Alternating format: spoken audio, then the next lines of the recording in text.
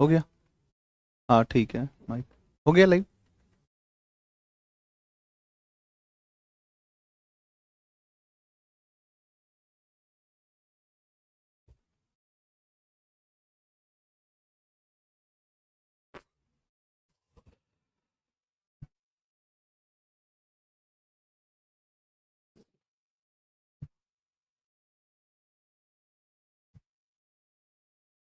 बताइए। अरे भाई लाइव हुआ कि नहीं हुआ? हाँ जी नमस्कार भाई, क्या हाल चाल है सबके? जल्दी से एक बार बताओ। क्लास को स्टार्ट करते हैं फिर, और आज की क्लास में ज्वालामुखी को समाप्त करना है। एनी हाउ कंडीशन है ना, किसी भी हाल में इसको अपने कंप्लीट कर लेंगे आज, ठीक है। तो अब अपने आ जाते हैं। और लास्ट में हमने जो है ऐसे एक्सटिंक्ट वोल्केनो के ऊपर अपने बात कर रहे थे, है ना। तो मृत ज्वालामुखी की अपनी बात कर रहे थे। तो मृत ज्वालामुखी 3 नंबर पे आप लिख रहे थे मृत ज्वालामुखी, है ना। तो आज ज्वालामुखी को कंप्लीट कर देंगे। आज ज्वालामुखी को पूरा समाप्त कर लेंगे अपने। तो एक्सटिंक्ट वोल्केनो, है ना। एक्सटिंक्ट वोल्केनो पर इस पर बात करेंगे ना। वोल्केनो, एक्सटिंक्ट वोल्केनो पर बात करेंगे। और एक्सटिंक्ट वोल्केनो की अगर बात करें, मृत ज्वालामुखी की, तो जिनसे दोबारा उद्गार नहीं होता है ना। तो अगर इसके एग्जाम्पल देखोगे आप, तो देवमंद व के कोह सुल्तान ईरान के अंदर है। देवमंद व कोह सुल्तान, कोह सुल्तान ईरान में पड़ते हैं। देवमंद व कोह सुल्तान है, तो ये कहाँ पड़ेंगे आपके? ईरान के अंदर पड़ेंगे, ठीक है। ये ईरान के अंदर पड़ेंगे। तो देवमंद है, देवमंद है एंड कोह सुल्तान है, ठीक है। देवमंद एंड कोह सुल्तान, कोह सुल्तान है, ठीक है। कोह सुल्तान है। तो ये हो गया आपका कहाँ पर? ईरान के अंदर आ गए। ये हो गए ईरान, ठीक है। ईरान में हो गए। और आओ किली मंजारो, किली मंजारो, किली मंजारो, किली मंजारो, किली मंजारो, किली मंजारो तंजानिया में पड़ता है। किली मंजारो ज्वालामुखी, ठीक है ना। किली मंजारो, किली मंजारो वोल्केनो। और किली मंजारो वोल्केनो जो पड़ेगा वो कहाँ पर पड़ेगा? तो किली मंजारो कहाँ पड़ेगा आपका? ये किली मंजारो तंजानिया में पड़ेगा। तंजानिया, तंजानिया में पड़ेगा ना। तंजानिया में पड़ेगा, तंजानिया में। राइट, ये तंजानिया में पड़ेगा। किली मंजारो तंजानिया में पड़ेगा। इसके बाद आप देखोगे और, तो जैसे अगर आप बात करोगे, तो अफ्रीका की सबसे ऊंची चोटी कौन सी है? तो हाईएस्ट पीक ऑफ अफ्रीका कौन सी है? तो यही तो है, highest peak of Africa. Highest peak of Africa पूर्वी अफ्रीका के अंदर पड़ता है ना, तंजानिया में, अफ्रीका। राइट। एक है आपका माउंट अकांकागुआ, है ना। तो माउंट अकांकागुआ, माउंट अकांकागुआ, कांकागुआ है। और माउंट अकांकागुआ की अगर बात करता है, तो माउंट अकांकागुआ ज्वालामुखी जो पड़ता है, वो भाई माउंट अकांकागुआ ज्वालामुखी कहाँ पड़ेगा? तो ये आपका पड़ेगा कहाँ पर? ये पड़ेगा chilli Argentina, chilli Argentina, Argentina, Argentina. और चिली अर्जेंटीना, अकांकागुआ मैंने आपको बताया था। और अकांकागुआ आपको कहाँ पर बताया था, याद करके देखो, पीछे बनाया था हमने एक्टिव वोल्केनो, उसमें रोकीज एंडीज एंडीज पर्वत बनाया था, एंडीज में ऊपर कोटोपैक्सी था, नीचे कौन सा था, अकांकागुआ था, तो वहां पर आपको बता दिया था। ठीक है, तो अकांकागुआ हो गया। और भी कई सारे हालांकि होते हैं ऐसे तो, लेकिन अगर आप और देखो, लोनार में लिखवा दे, लोनार ज्वालामुखी, वो लोनार क्रेटर, ये आपको लिखवाया है शायद मैंने। तो और अगर आप देखोगे तो भाई, और मृत के अंदर माउंट पोपा, म्यांमार में हम लिख चुके हैं ना माउंट पोपा को। ठीक है, और देखोगे तो, और देखोगे तो, और देखोगे तो, और देखोगे तो, आप अगर लिखो तो आप इसमें लिख सकते हो, जैसे द्रास लद्दाख में ना, तो द्रास, द्रास कहाँ पड़ता है, लद्दाख, द्रास ज्वालामुखी, ये कहाँ पर है, लद्दाख में पड़ता है, लद्दाख में पड़ता है, लद्दाख में पड़ता है। तो भारत में है ना, दक्कन ट्रैप, दक्कन पठार पर भी, है ना, दक्कन पठार पर भी कई पर मृत ज्वालामुखी के अवशेष है ना, मृत ज्वालामुखी के अवशेष, मृत ज्वालामुखी के अवशेष, remains of extinct volcano are found in Deccan plateau region. ठीक है, तो मृत ज्वालामुखी के अवशेष हैं, राइट। तो इसमें पढ़ेंगे, अरावली में भी पाए जाते हैं अवशेष, मिलते हैं। ठीक है, अरावली में भी मिलेंगे, अरावली में भी पाए जाएंगे किसके, मृत ज्वालामुखी के अवशेष। ठीक है, तो ये मृत ज्वालामुखी के अवशेष यहाँ पर आ जाएंगे, तो ये आप लिख लो। इसमें आप ना अरावली को भी जोड़ सकते हो ना, अरावली व, अरावली में भी पाए जाएंगे काफी सारे, अरावली व, अरावली भी इसमें आप जोड़ लो, अरावली में भी काफी सारे मिलते हैं। ठीक है, देखो अब मैं आपको एक वोल्केनो दिखाता हूँ। ठीक है, और ये वोल्केनो जो है, ये वोल्केनो आप देखो एक बार, भाई ये बड़ी समस्या है यार, इसमें खुलता ही नहीं है, चला बेवकूफ बन जाते हैं इसमें तो।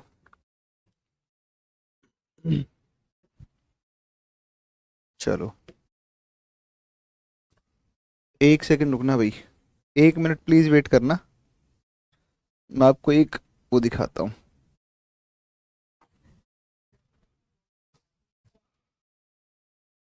झारखंड सरकार का कब है, 2015।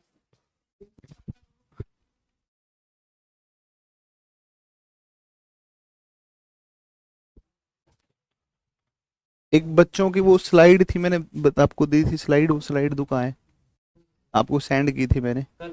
हाँ, कहाँ पर है, बच्चे वाली फोटो ना, डाउनलोड कहाँ पर है, मिलेगी, आपका व्हाट्सएप खुला है इसके ऊपर,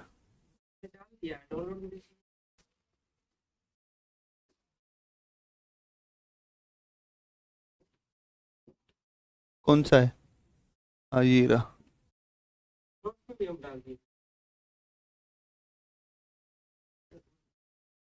नहीं खुल रहा है क्या,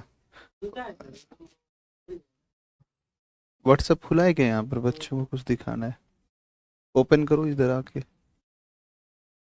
इधर आप इसको वो करो, स्कैन करो, करो करो, इसको लिखो भाई, तुम्हें एक दो चीजें बतानी है, इसको लिखो आप, इसको लिखो आप एक बार। चलो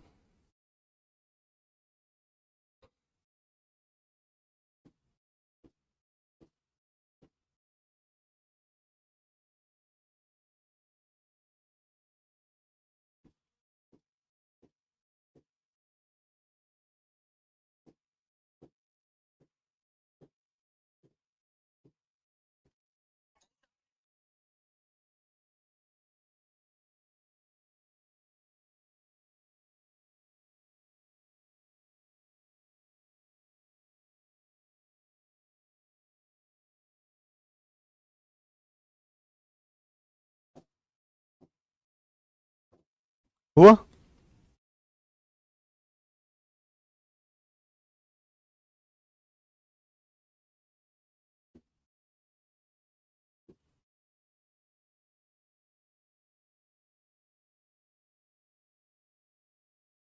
चलो अगला लिखो आप, नेक्स्ट लिखो, और अगला है कौन सा, तो अगला लिखो आप मड वोल्केनो लिखो, मड वोल्केनो,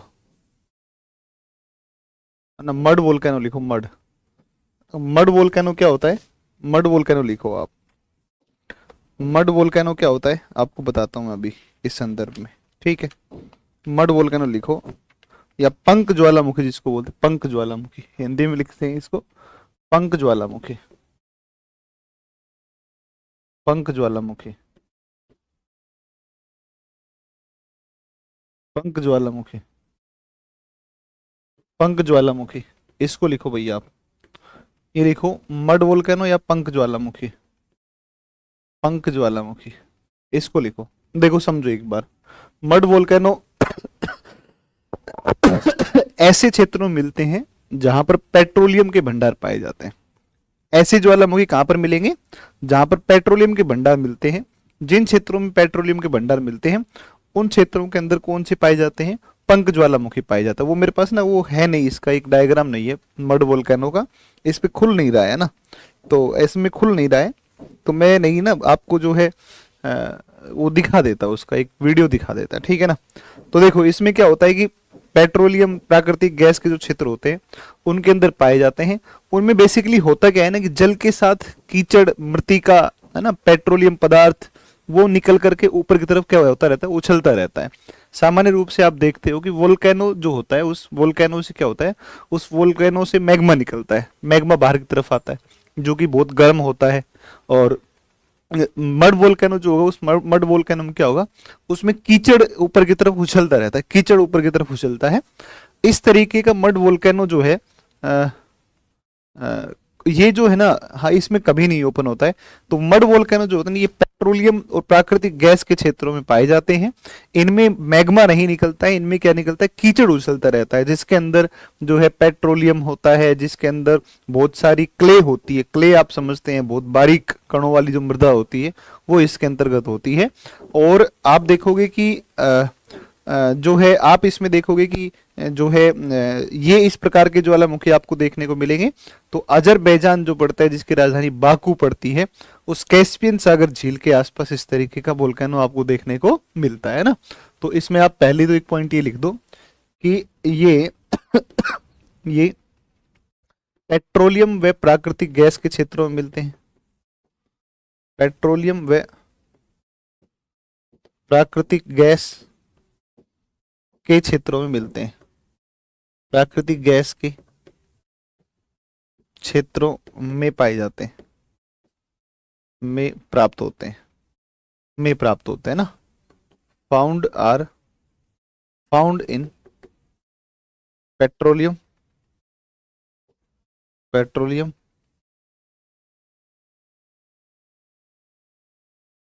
पेट्रोलियम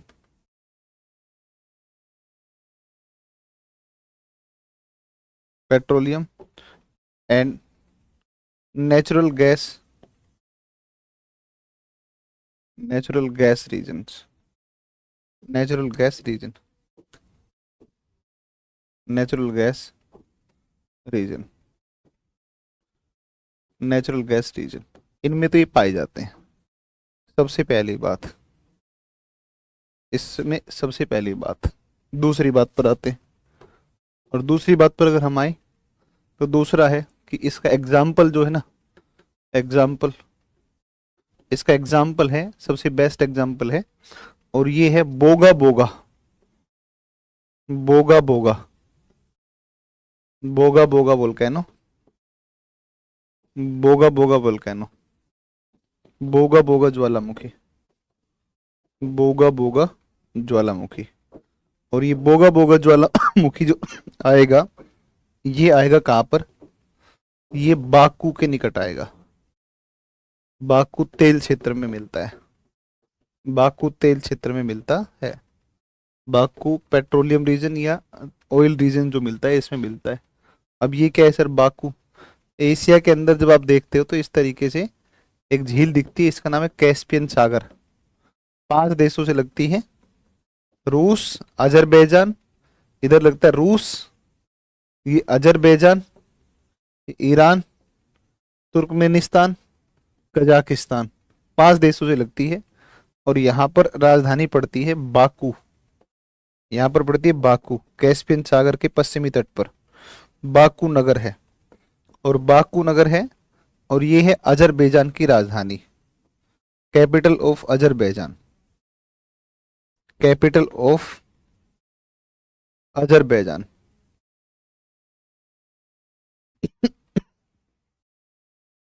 अजरबैजान, तो अजरबैजान की जो राजधानी है ना, उस बाकू नगर में आपको देखने को मिलता है, बाकू नगर के निकट देखने को मिलता है बोगा बोगा ज्वालामुखी, है ना। ये एक प्रकार से कैसा है, मड वोल्केनो है, पंख ज्वालामुखी है। इसमें जो है वो नहीं निकलता है, मैग्मा नहीं निकलता है ना,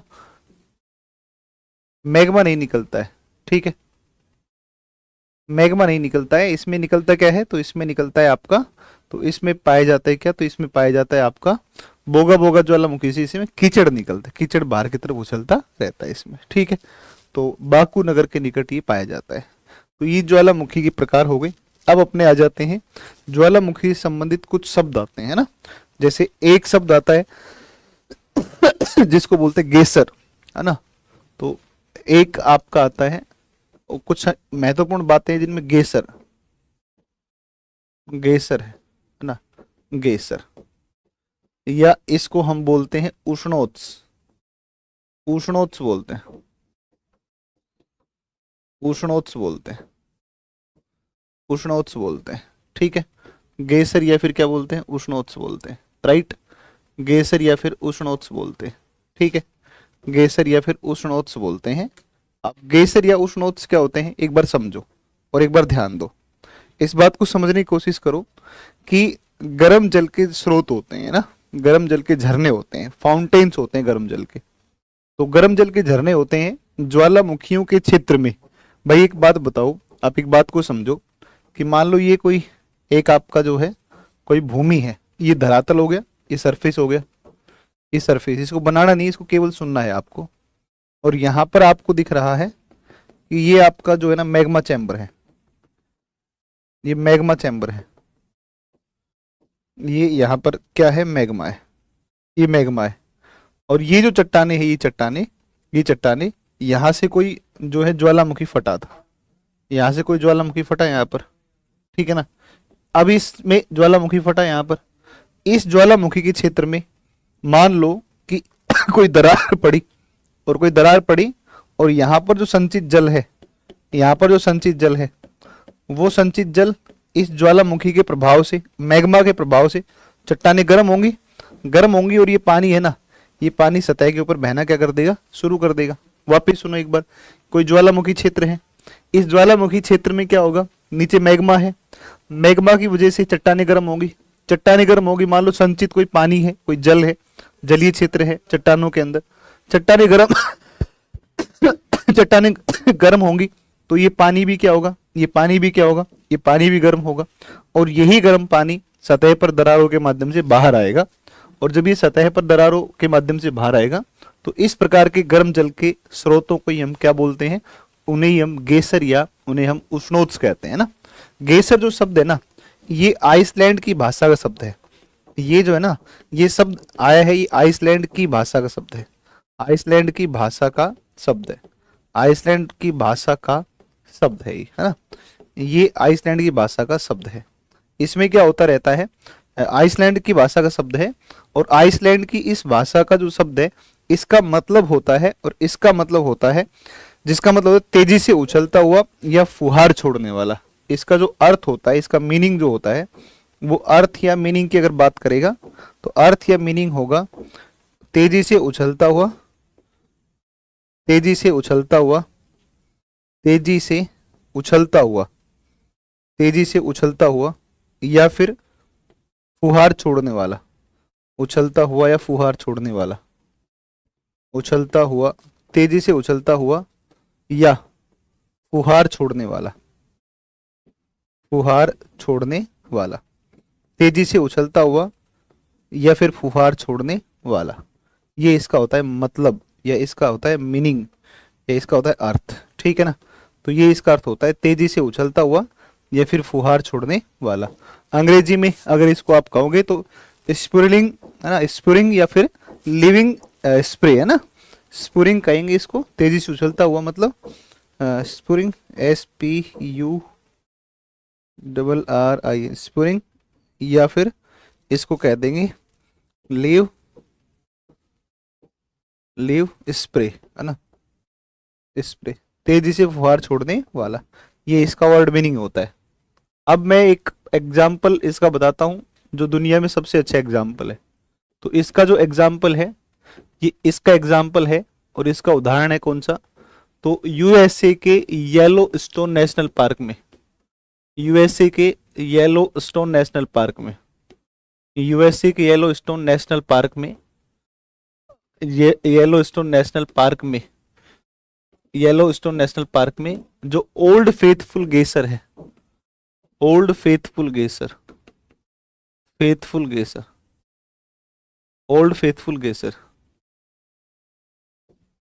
ओल्ड फेथफुल गेसर, है ना, यहाँ प्रत्येक 66 मिनट के अंतराल पर फुहार निकलती है, प्रत्येक 66 मिनट के अंतराल पर, प्रत्येक 66 मिनट के अंतराल पर गर्म जल की फुहार निकलती है, अंतराल पर गर्म जल की फुहार निकलती है, गर्म जल की फुहार निकलती है, गर्म जल की फुहार निकलती है, निकलती है, ठीक है, गर्म जल की फुहार निकलती है, ठीक है, गर्म जल की फुहार निकलती है।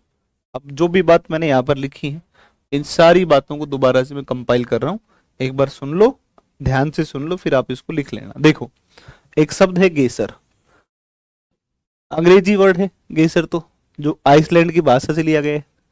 गेसर जो शब्द है, उस गेसर शब्द का मतलब होता है उष्ण उत्स, मतलब जिससे उष्ण उत्स मतलब हो गया कि उष्ण मतलब गर्म जल का क्या होता है, जिससे उद्गार होता है, उत्सर्जन होता है, निकलता है।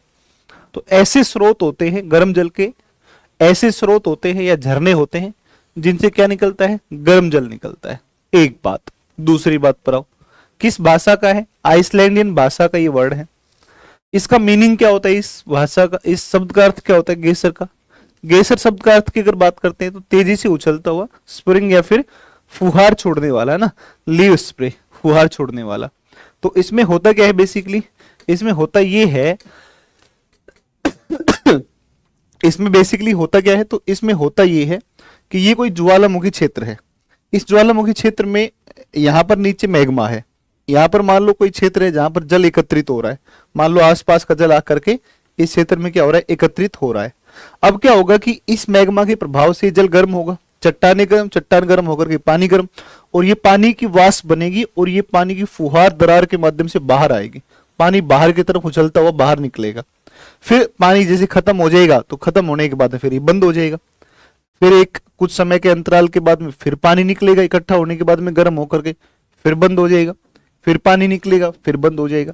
इस तरीके का गर्म जल का एक झरना होता है एक प्रकार का। अगर दुनिया में सबसे अच्छा इसका एग्जाम्पल देखा जाए तो अमेरिका का एक नेशनल पार्क है और इसका नाम है येलो स्टोन नेशनल पार्क, और इसके अंदर एक ऐसा गेसर मिलता है और उस गेसर का नाम है ओल्ड फेथफुल गेसर। इस ओल्ड फेथफुल गेसर में क्या होता है कि प्रत्येक 66 मिनट के अंतराल पर, प्रत्येक 66 मिनट के अंतराल पर इस तरीके का एक पानी का वो निकलता है और फिर बंद हो जाता है, ठीक है ना। तो ये ओल्ड फेथफुल गेसर कई बार पूछता है, यूएसए के अंदर है, येलो स्टोन नेशनल पार्क के अंदर आएगा, ठीक है, येलो स्टोन नेशनल पार्क के अंदर आ जाएगा। अब जो है आप एक बार थोड़ा सा मैं आपको जो बता रहा हूँ एक वीडियो दिखाता हूँ, उस वीडियो को बेटा आप देखो और उस वीडियो को देखने के बाद में समझने की कोशिश करो, है ना। चलो एक अच्छा, एसएसबी कार्यक्रम के बारे में तुम्हें पता है कि नहीं पता है, इंस्टीट्यूट का, दिल्ली में जो करोल बाग है वहां पर आप ऑफलाइन भी अपना जा करके एसएसबी की तैयारी वगैरह कर सकते हैं।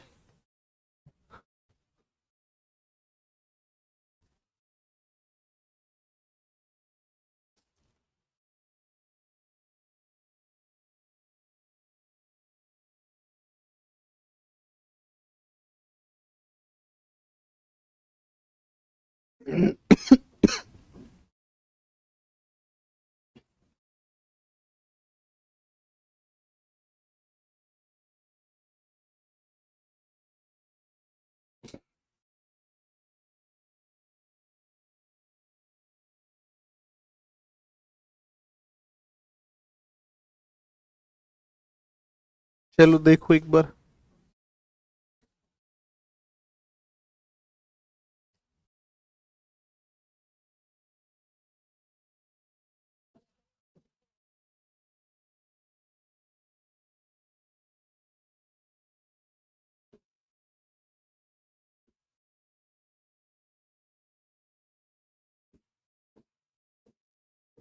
बड़ा नहीं हो रहा ये है क्या?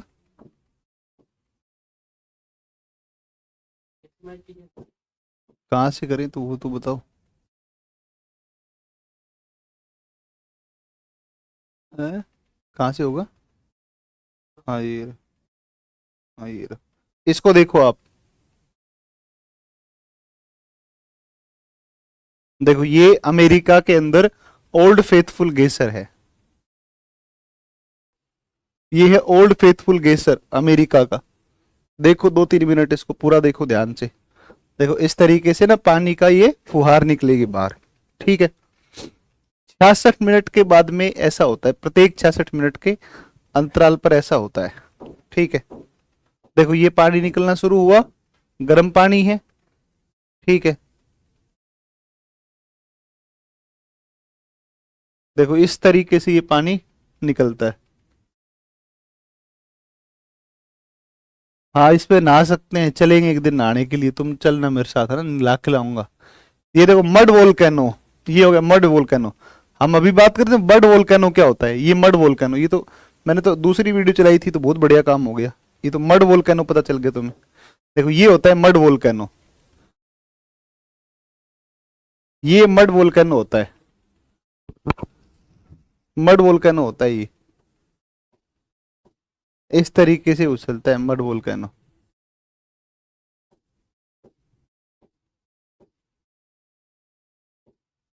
इसको बोलते हैं मड वोल्केनो।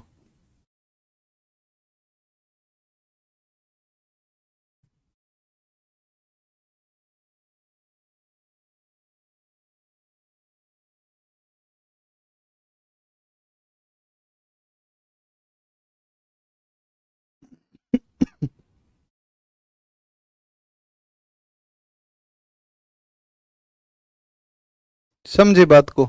आई कुछ समझ में इसमें देख करके? चलो खैर, जो भी है। ये देखो इस तरीके से ना गर्म पानी होता है ये। एक और मैं छोटी सी वीडियो इसी प्रकार की दिखा देता हूं आपको, उसको भी आप देख लो।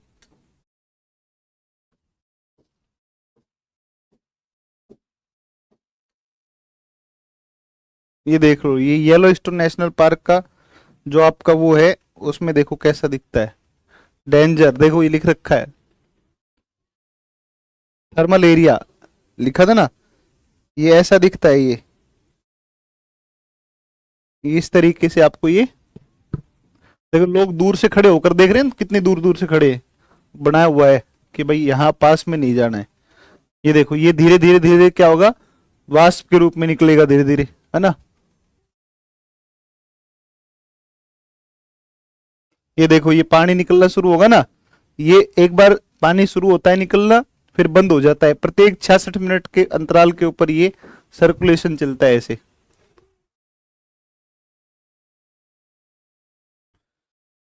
ये देखो,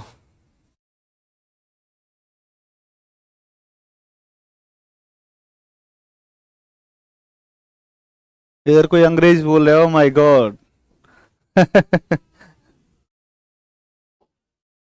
देखो ऐसे ये निकलता है,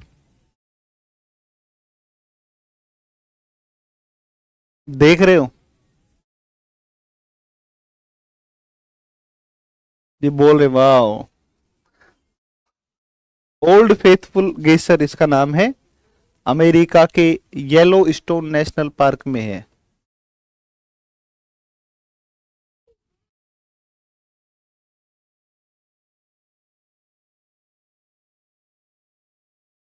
तो इस तरीके से ये उद्गार चलता है।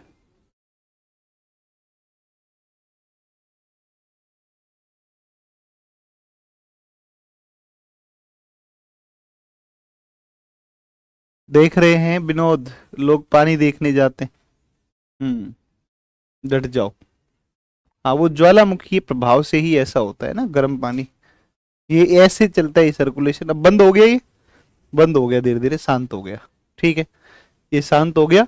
और अब इसके बाद में ना, अब ये बंद हो जाएगा, फिर 66 मिनट के बाद में फिर वापस शुरू होगा ना। ठीक है, तो फिर 66 मिनट के बाद फिर वापस शुरू होगा, और फिर से ये इसी प्रकार की घटना इसमें होगी। ठीक है ना। तो ये कुल मिलाकर के होते हैं आपके हॉट वाटर स्प्रिंग टाइप से होते हैं ये, ठीक है। तो ये हो गया। और इनमें आर्सेनिक और इनमें सल्फर की मात्रा काफी अधिक मिलती है। इनमें जो ये उछलता ये जो पानी होता है ना, तो इनके जल में आर्सेनिक और इसकी मात्रा ज्यादा होती है सल्फर, ठीक है, जिसके प्रभाव से भी ये चर्म रोग जो होती हैं उनके अंदर काफी सहायक होता है ना। तो इसमें आर्सेनिक व इनके जल में गेसर का जो जल होता है, जल में आर्सेनिक व सल्फर की मात्रा क्या होती है, ज्यादा होती है। सल्फर की मात्रा अधिक होती है, अधिक होती है, अधिक होती है, अधिक होती है। आर्सेनिक व सल्फर की मात्रा इनमें ज्यादा पाई जाती है, ठीक है। चलो ये बात होगी। अब अपने आ जाते हैं धुआरे, फ्यूमरोल्स जिनको बोलते हैं। अब आप अगली हेडिंग लिखो, फ्यूमरोल्स, धुआरे, धुआरे, ठीक है। लैटिन वर्ड है फ्यूमरोल्स, धुआरे ना।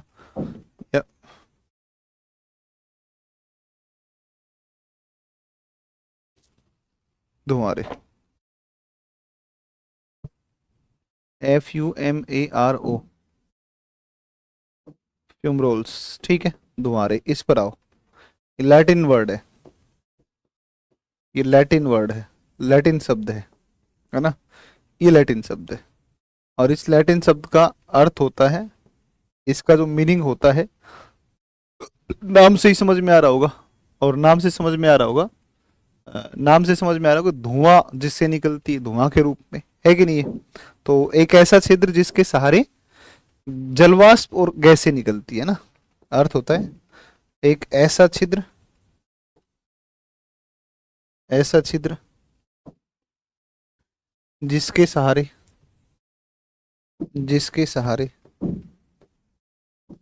जिसके सहारे जलवाष्प तथा गैसें निकलती, जलवाष्प तथा अन्य गैसें निकलती है ना, गैसें निकलती है, अन्य गैसें निकलती है ना, जिसके सहारे अन्य गैसें निकलती है, उसे हम बोलते हैं क्या, उसे बोलते हैं a hole through which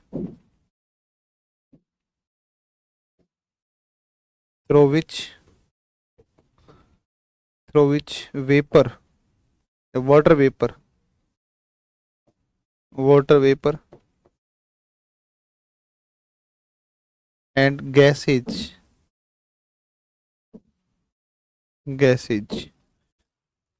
escape,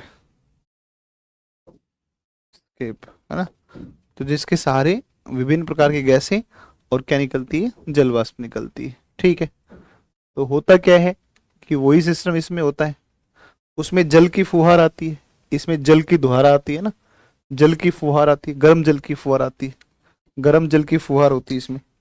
और गेसर के अंदर क्या होता है, गेसर में तो गर्म जल की फुहार होती है, और उसमें क्या निकलता है, तो उसमें क्या निकलेगा, उसमें क्या निकलेगा, उसमें जलवाष्प निकलेगी ना।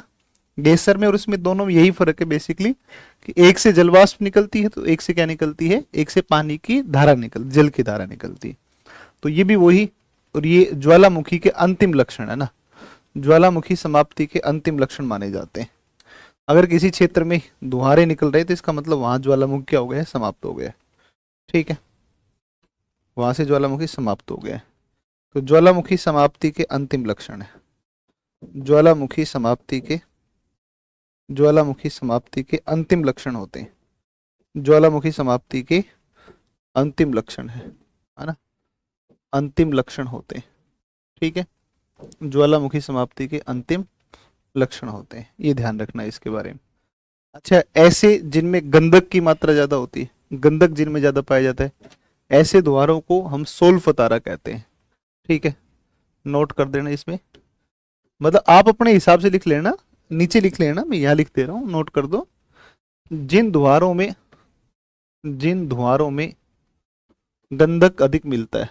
गंधक को क्या बोलते हैं? सल्फर बोलते हैं ना। में गंधक की मात्रा अधिक पाई जाती है, अधिक पाई जाती है, अधिक पाई जाती है। उन्हें क्या बोलते हैं? सोल्फतारा बोलते हैं। अधिक पाई जाती है, अधिक पाई जाती है, उन्हें सोल्फतारा कहा जाता है। सोल्फतारा कहा जाता है, उन्हें सोल्फतारा कहा जाता है। ठीक है ना। तो जिनमें ऐसे द्वारे, ऐसे फ्यूमरोल्स जिनमें क्या मिलेगा? Sulphur, sulphur found more called solfatara, solfatara कहा जाता है। ठीक है। तो जिनमें गंधक ज्यादा मिलेगा, सल्फर की मात्रा ज्यादा मिलेगी, उनको क्या बोलेंगे? उनको बोलेंगे, क्या बोलेंगे? सोल्फतारा बोलेंगे। ठीक है ना। सोल्फतारा बोलेंगे ऐसों को। ठीक है। तो सोल्फतारा होंगे जिनमें क्या मिलती है? गंधक ज्यादा मिलती है। अब सुनो आप, दूसरी बात पर आओ। ये सोर्स है जो जियोथर्मल एनर्जी है, उसके सोर्स हैं। भाई भूतापीय ऊर्जा, आप क्या करते हो? आप टर्बाइंस को घुमाने के लिए, विद्युत उत्पादन जब करते हैं तो टर्बाइंस को घुमाने के लिए क्या करते हैं? पानी को गर्म करते हैं, वाष्प बनाते हैं, और वाष्प बना करके उस वाष्प के माध्यम से आप प्रेशर क्रिएट करते हैं और टर्बाइंस को घुमाते हैं। बड़ी सिंपल थ्योरी है, आप सबने इस बारे में डेफिनेटली सुना ही होगा, और नहीं सुना है तो आप इस बात को समझ लो कि बिजली कैसे बनती है। तो कोयले से बिजली बनती है, लेकिन कोयले से सीधी बिजली थोड़ी बनती है। कोयले का उपयोग किसमें के रूप में करते हैं? ईंधन के रूप में। उस ईंधन का उपयोग किसमें करते हैं? पानी को गर्म करने में करते हैं। पानी को गर्म करते हैं और पानी को गर्म करके उससे क्या बनती है? वाष्प, और उस वाष्प से घुमाई जाती है टरबाइन। तो चूंकि जलवाष्प निकल ही रही है यहाँ से गर्म, तो आपको अब नेचुरल रूप से आपको जलवाष्प मिल रही है यहाँ पर, तो आप क्या कर सकते हैं? इस जलवाष्प का उपयोग किसमें कर सकते हैं? तो इस प्रकार से अगर जलवाष्प कहीं आपको मिल जाए तो उसके माध्यम से आप क्या बना सकते हैं? विद्युत बना सकते हैं। इसको आप कह सकते हैं जियोथर्मल एनर्जी, है ना। तो ये किसके स्रोत हैं? तो these are the source of geothermal energy, है ना। Geothermal energy, geothermal energy. तो ये आप क्या कहोगे? भूतापीय ऊर्जा के स्रोत हैं, भूतापीय ऊर्जा के स्रोत है ना। भूतापीय ऊर्जा के स्रोत आएंगे, ये ध्यान रखना है। भूतापीय ऊर्जा के स्रोत हैं, ठीक है। तो भूतापीय ऊर्जा के स्रोत है। और इस तरीके के दुहारे दुनिया में एग्जाम्पल अगर देखो तो यूकोन नदी की घाटी है, वहां कटमई क्षेत्र पड़ता है, ठीक है ना। तो देखो यूकोन नदी की घाटी कहाँ पर है, तो मैं एक डायग्राम में आपको बताता हूँ। इस तरीके से अगर आप आओगे तो ये यहाँ पर आपको जो है ना, आपको देखने को मिलेगा यहाँ पर, और यहाँ पर मिलेगा आपको कनाडा। कनाडा का नाम सुना ही होगा, कनाडा, ये कनाडा हो गया। नीचे की तरफ ये कौन हो गया? यूएसए हो गया, यूएसए हो गया। और ये जो क्षेत्र है ना, इस क्षेत्र का नाम अलास्का, अलास्का, जहां पर एस्किमो ट्राइब भी मिलती है। और यहाँ पर एक माउंटेन है और इसका नाम है brooks mountain, brooks mountain, brooks mountain, brooks mountain है, ब्रुक्स माउंटेन है। और यहाँ पर एक पड़ता है जिसका नाम है अलास्का माउंटेन है, अलास्का रेंज है, अलास्का रेंज है यहाँ पर, अलास्का रेंज है, अलास्का रेंज है। ध्यान से सुनना एक बार। और यहाँ पर ना एक प्लेटू है, और इस प्लेटू से नदी बहती है और ये इस तरफ गिरती है, और इसका नाम है यूकोन रिवर, यूकोन रिवर। ये है यूकोन रिवर, ये है यूकोन रिवर, और ये यूकोन प्लेटू है। और ये जो है ना, इसको बोलते हैं यूकोन प्लेटू, यूकोन प्लेटू, है ना। और यूकोन प्लेटू जो है ना, यूकोन प्लेटू बेटा, इस यूकोन प्लेटू रीजन के अंदर यहाँ पर एक है कटमई रीजन है, कटमई रीजन, है ना, कटमई रीजन है, कटमई रीजन है। और जो कटमई क्षेत्र है, ये जो कटमई क्षेत्र है, इस कटमई क्षेत्र की अगर आप बात करोगे तो इस कटमई क्षेत्र के अंदर आपका पड़ता है, इस कटमई क्षेत्र के अंदर पड़ता है सहस्त्र द्वारों की घाटी, सहस्त्र, सहस्त्र द्वारों की घाटी, है ना, सहस्त्र द्वारों की घाटी, सहस्त्र द्वारों की घाटी, ठीक है। सहस्त्र मतलब 10,000 है ना, द वैली ऑफ 10,000 10,000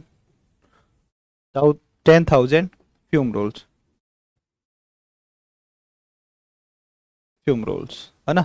तो 10,000 द्वारों की घाटी, सहस्त्र, 10 सहस्त्र द्वारों की घाटी, सहस्त्र मतलब होता है हजार, 10 सहस्त्र द्वारों की घाटी, 10,000 द्वारों की घाटी मिलती है। और ये मिलती है आपकी यूएसए। अच्छा, ये जो अलास्का है ना, ये अलास्का ये यूएसए का पार्ट है, ठीक है। हालांकि यूएसए के साथ में इसकी सीमा नहीं लगती है, कनाडा के साथ लगता है, लेकिन ये है किसका, यूएसए का। यूएसए ने खरीदा था इसको रूस से। और इस अलास्का के अंदर ऊपर ब्रुक्स है, नीचे अलास्का रेंज है, यूकोन प्लेटू है, यहाँ से नदी बहती है, कौन सी, यूकोन नदी बहती है। यूकोन नदी की जो घाटी है, उस यूकोन नदी की घाटी में जो क्षेत्र है, उस क्षेत्र का नाम है कटमई। वहां पर मिलती है 10,000 द्वारों की घाटी। दुनिया में ये सबसे बेस्ट एग्जाम्पल है द्वारों का, ठीक है। चलो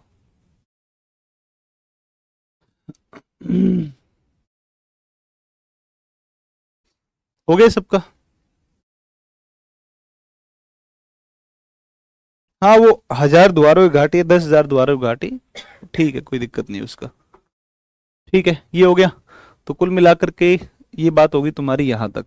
अब सुन लो आप, अब दुनिया में सबसे ज्यादा अगर कहीं पर ज्वालामुखी मिलते हैं तो आप कहोगे ज्वालामुखियों का विश्व में वितरण, विश्व में ज्वालामुखियों का वितरण, ज्वालामुखियों का वितरण जो होगा वो होगा distribution of volcano, distribution of volcano in the world, in the world.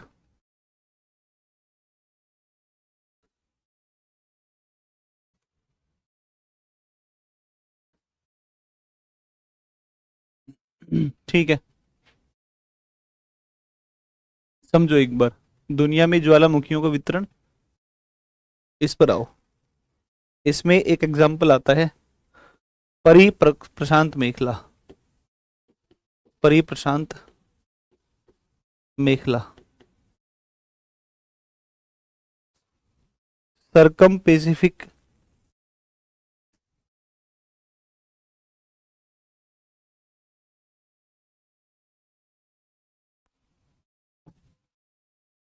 सरकम Pacific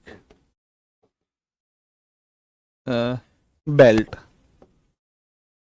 या फिर इसको बोलते हैं अग्निवलय, अग्निवलय, ring of fire, ring of fire, ring of fire. देखो, विश्व के लगभग 2/3 ज्वालामुखी और भूकंप,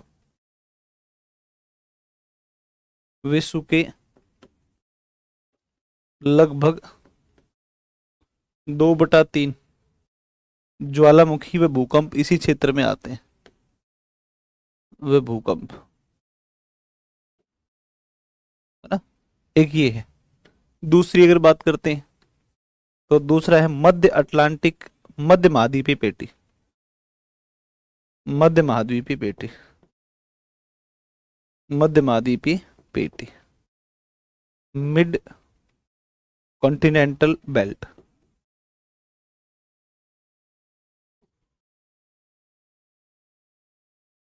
ये दूसरा है क्षेत्र। तीसरा है मध्य अटलांटिक कटक, मिड अटलांटिक रिज, अटलांटिक कटक, मिड अटलांटिक रिज।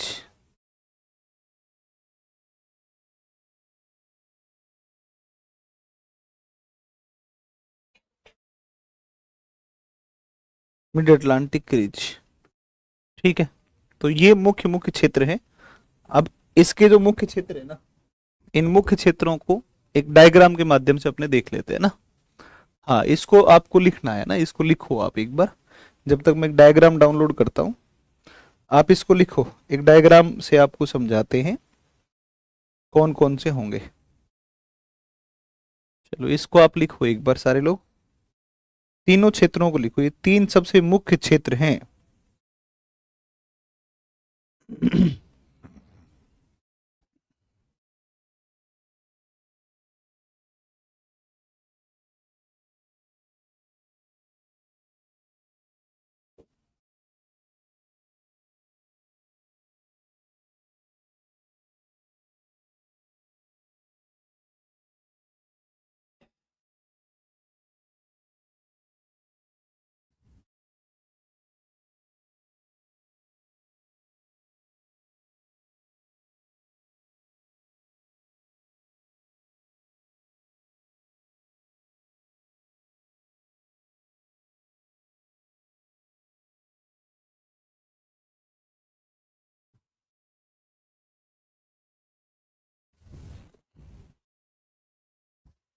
लिख लिया सबने?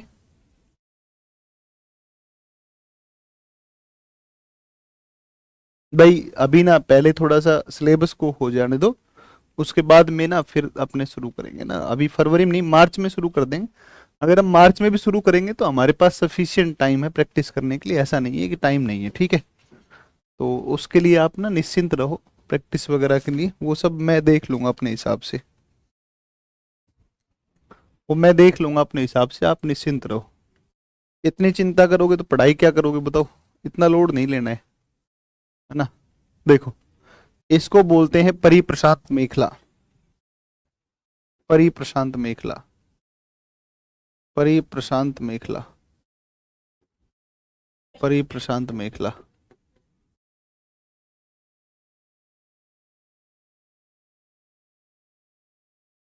है ना। देखो, हुंगा टोंगा, हुंगा, हापाई वोल्केनो, ये देख लो एक बार। और ये इस तरफ आप देखोगे तो ये आपका आता है कौन सा, तो ये आपका आता है, इस तरफ का आता है ये इस तरीके से,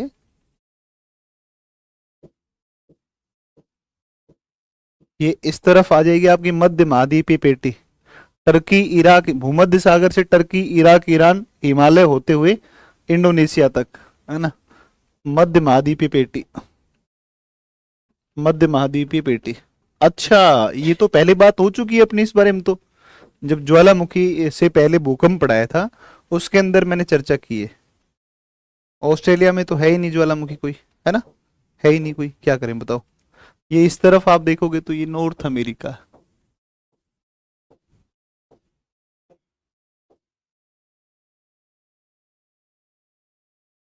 है ना। और ये इस तरीके से आप आओगे तो ये यहाँ से ऐसा आपको दिखेगा, ये जापान आ जाएगा इस तरफ, ये जापान आ जाएगा, ठीक है। तो ये पूरी की पूरी जो बेल्ट आपको दिख रही है, ये सारी बेल्ट जो आपको दिखेगी, ये पूरी बेल्ट आपकी आ जाएगी। इस पूरी बेल्ट को ही बोलते हैं क्या, इस पूरी बेल्ट को बोलते हैं, इस पूरी बेल्ट को बोलते हैं, ये पूरी जो बेल्ट है यही है सरकम पैसिफिक बेल्ट है ये, है ना। इसको रिंग ऑफ फायर, इसमें दुनिया में सबसे ज्यादा ज्वाला, जितने भी dot dot dot dot dot dot दिख रही है, पूरे डॉट जितने थे वो सब ज्वालामुखी के क्षेत्र है, ठीक है ना। अच्छा, ऑफलाइन क्लास कब स्टार्ट होगी भाई, उसका तो मैं क्या बताऊं, बताओ। अब चूंकि मैं तो मैनेजमेंट का व्यक्ति तो हूं नहीं, तो मैं तो टीचर हूं, तो अपने तो जैसे मैनेजमेंट के आदेश होते हैं वैसा ही करते हैं। तो इस बारे में मुझे नहीं पता है, आप कॉल कर लो, जो इंक्वायरी नंबर होते हैं, हेल्पलाइन नंबर होंगे कुछ, उन पर आप कॉल कर सकते हो, वो बता देंगे आपको, ठीक है। चलिए, तो कुल मिलाकर के ये हमने एक टॉपिक और कंप्लीट कर लिया, इसका नाम है ज्वालामुखी। कल पढ़ेंगे चट्टान, कल चट्टानों को पढ़ेंगे, ठीक है। चलिए, थैंक यू, थैंक यू भाई।